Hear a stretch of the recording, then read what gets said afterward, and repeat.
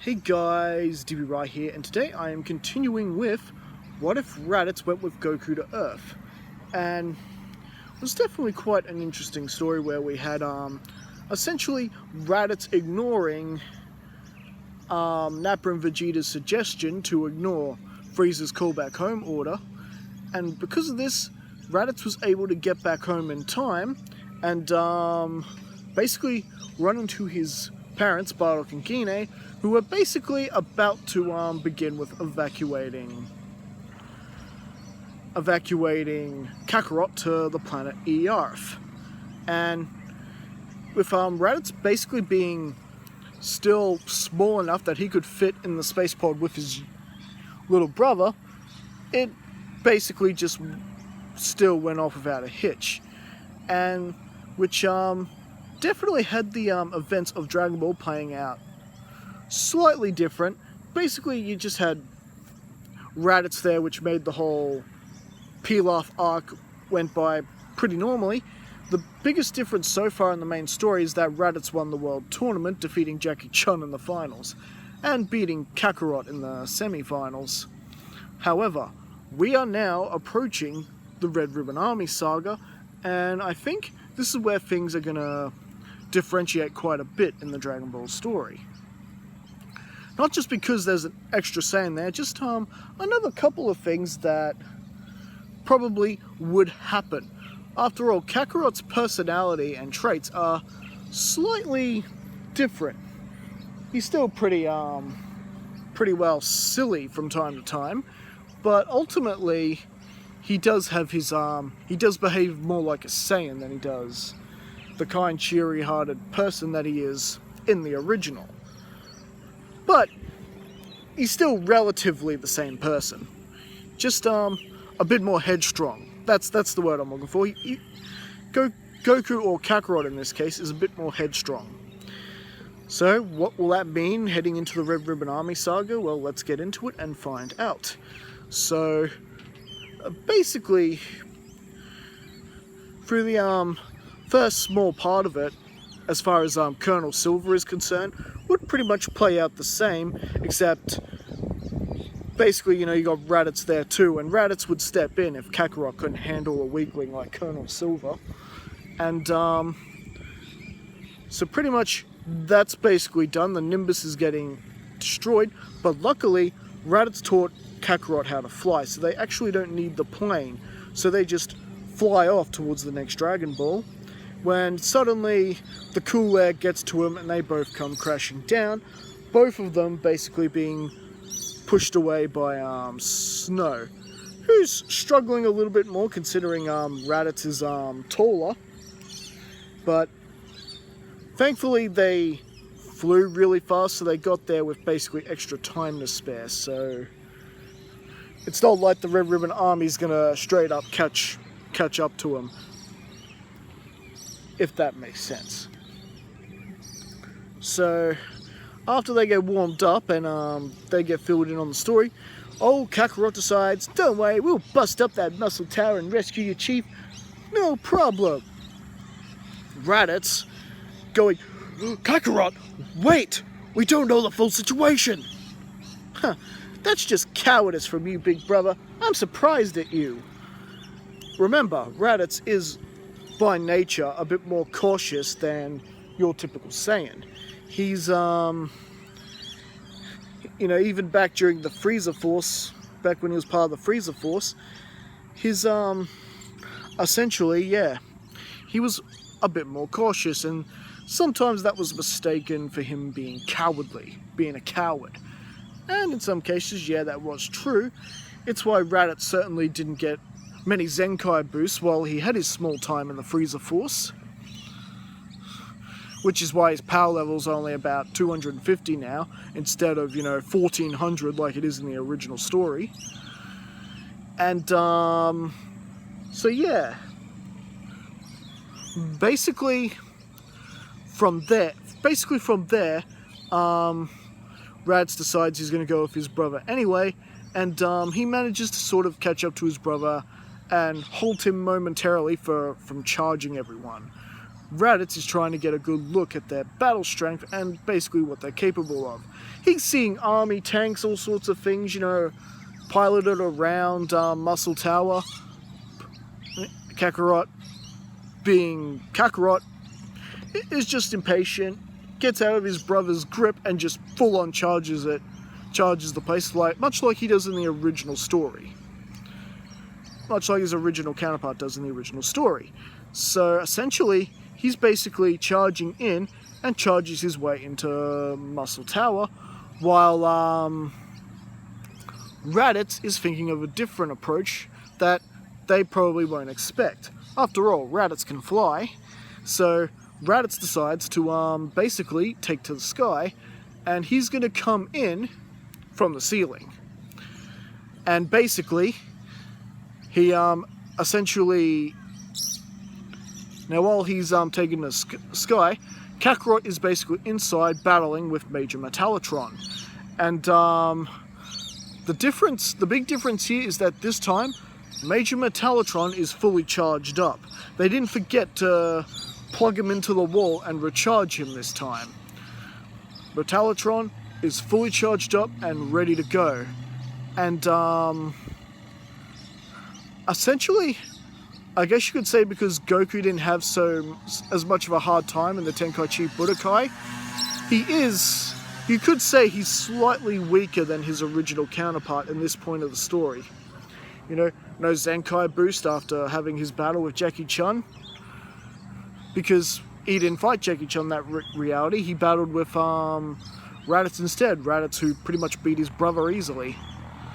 And yeah, so essentially it becomes obvious that Kakarot is actually in the losing side of this battle. His Kamehameha in this timeline didn't do anything to Major Metallotron at all, and basically Major Metallotron just grabs a hold of Kakarot's tail, which ultimately incapacitates him, throws him up in the air, and then delivers a devastating punch, which ultimately knocks Kakarot out.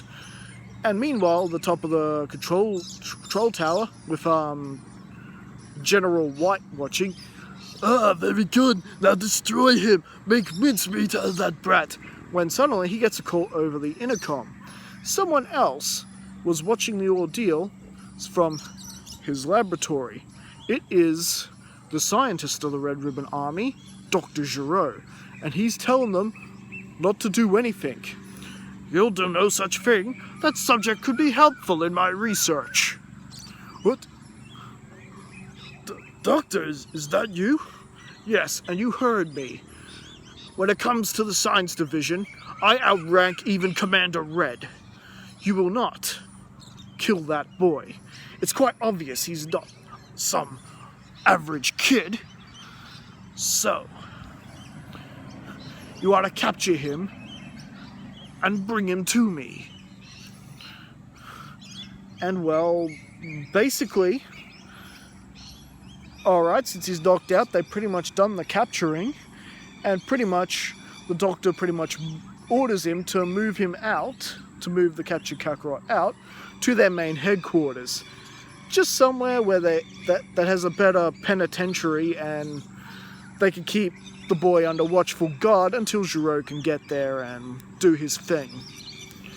Which isn't going to be too long, to be honest.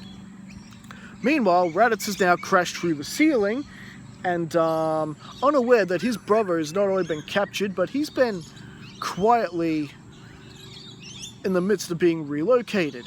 And at first, General White mistakes Raditz for being Kakarot. What? I thought my men took you away. Huh? Took me away? What are you talking about?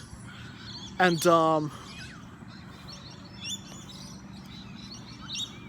Raditz eventually clicks on to what has happened. My brother!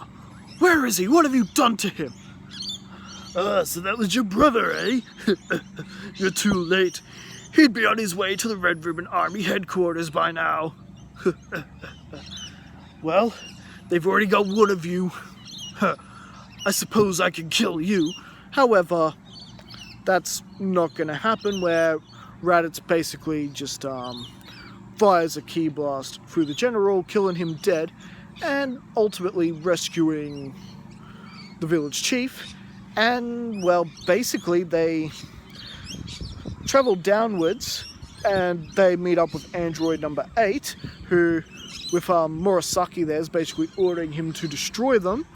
But, as we know, android 8 doesn't do that. He simply just ignores his orders. Well, Raditz basically deals with the Murasaki brothers, and they pretty much leave out the front door, with Raditz firing a devastating double Sunday, destroying Muscle Tower. Don't worry, Kakarot. I will find you, and the Red Ribbon Army will pay for ever taking you from me. And, well, you're probably wondering about the Dragon Balls. Well, just like in the original, Goku left them at Sano's place. So Raditz will have the Dragon Balls, and basically, after that whole thing is done, and of course, the big problem that Goku had the Dragon Raider, it basically meant that things were not looking good for the good guys at this point around.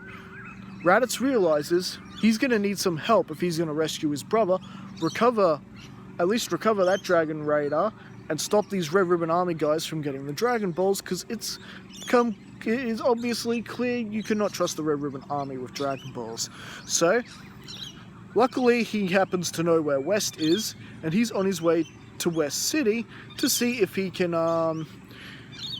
get Bulma's help, and hopefully she can reconstruct him a new Dragon Raider. And basically, in the meantime though, Kakarot does finally wake up, but he's already been relocated to the Red Ribbon Army headquarters, and he wakes up to see this weird scientist-looking guy standing there.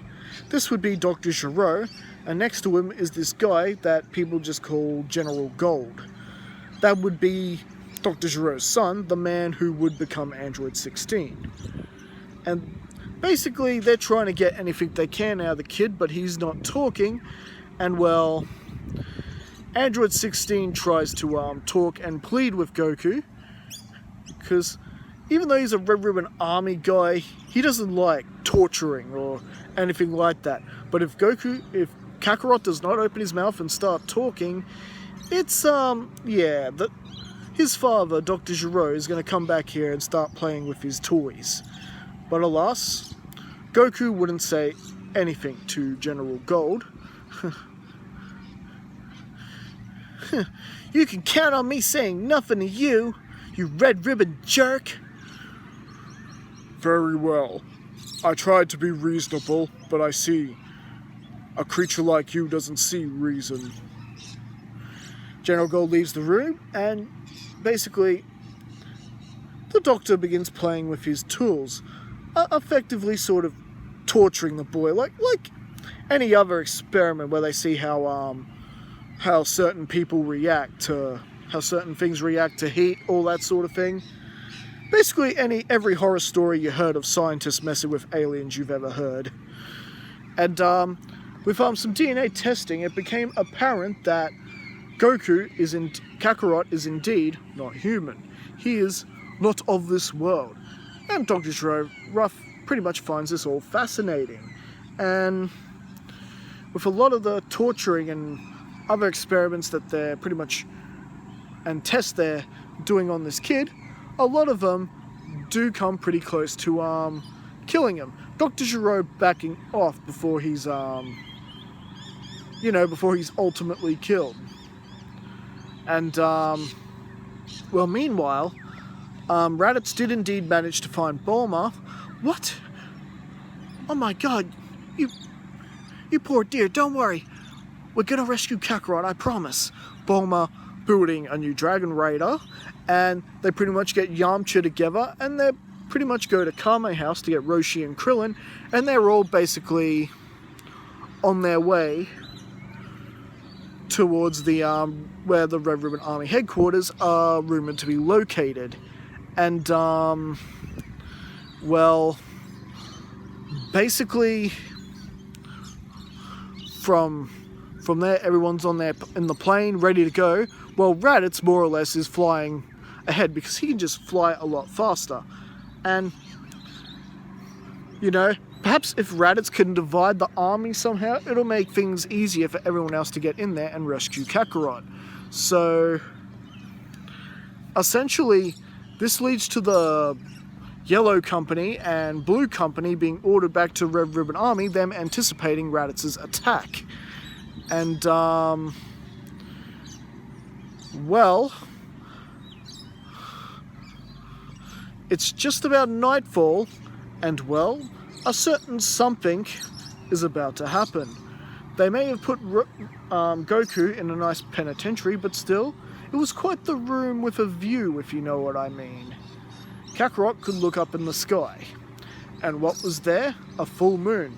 Remember, Jackie Chun didn't destroy the moon in this timeline. Pua cut off Raditz's tail, because Raditz was the one who went Great Ape in this timeline, and since Raditz is used to the Ozaru form, he didn't go on a rampage like Goku did in the original. So Pua was able to just casually go up to him and snip off his tail, no problem. However, with Goku, who still has his tail, a full moon still being there, oh, this isn't good for the Red Ribbon Army. And basically, Goku transforms into a Great Ape, and he is smashing his way through the headquarters. All the soldiers and armies are trying to attack. They're shooting at him with their machine guns. It's doing nothing. Missiles, you name it. It's not doing anything to Kakarot, except making him angrier. And well, as this transformation went underway and the building around him collapsed, it basically smushed Dr. Gero and possibly General Gold, aka the man who would become Android 16, but although he is still alive barely, and basically takes his father's corpse and begins moving away from the headquarters. They basically get away.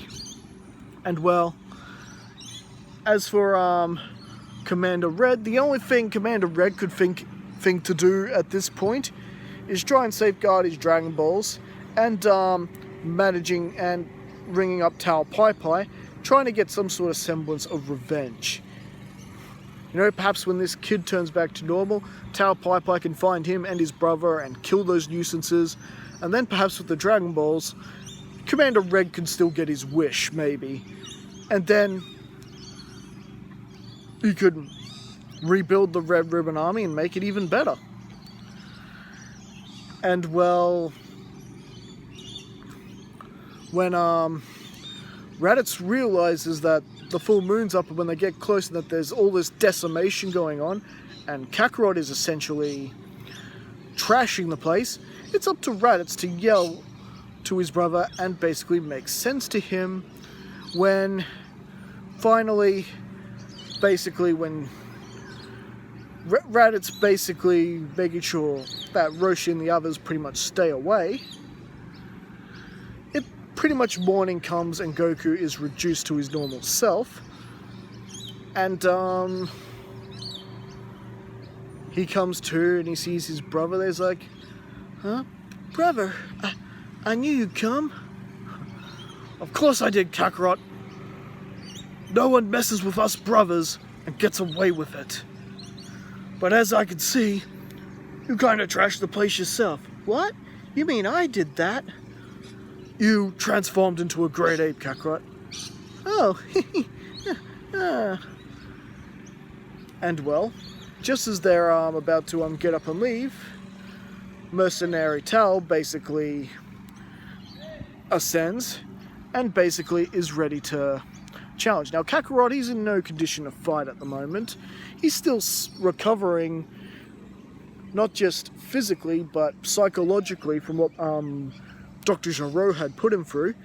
He had managed to get a Zenkai boost from some of those methods being, you know, almost lethal.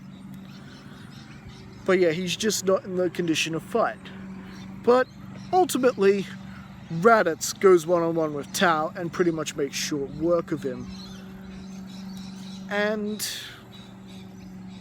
well, from there, basically, I guess it turned out they didn't really need the others' help after all, except to build a new Dragon Raider so they could find out where Goku was.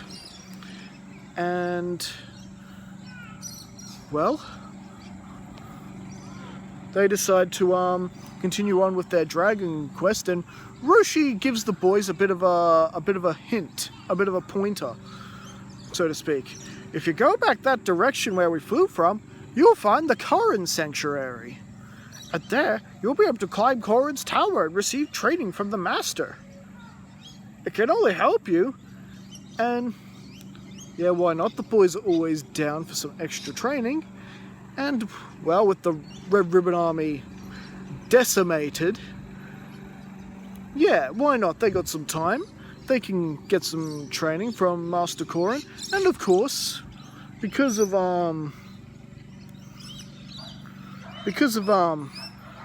how things went in the story, Bora doesn't die in this timeline. So, basically, they don't really need to go hunting the last Dragon Ball in this timeline. They've already found the four-star ball. While they're traveling to Korin, they pick up the 4-star ball. So there's no real need to look for the last one. So essentially, they do manage to climb the tower and they meet Korin. Both of them essentially acing his training, getting stronger and faster because of that, and I think that's actually where we'll leave things for right now. So what do you guys think? Did you enjoy this story? How are things gonna differ with from here on? Will we get a Fortune Teller Barber saga? Will it turn out to be a need to track the last Dragon Ball? And if so, if we're not gonna have a Fortune Teller Barber saga, how will things go in the Tien Shin Han saga? Well, all this and more next time. Don't forget to leave your thoughts in the comments and like and subscribe, and I will see you guys again next time. Catch you later.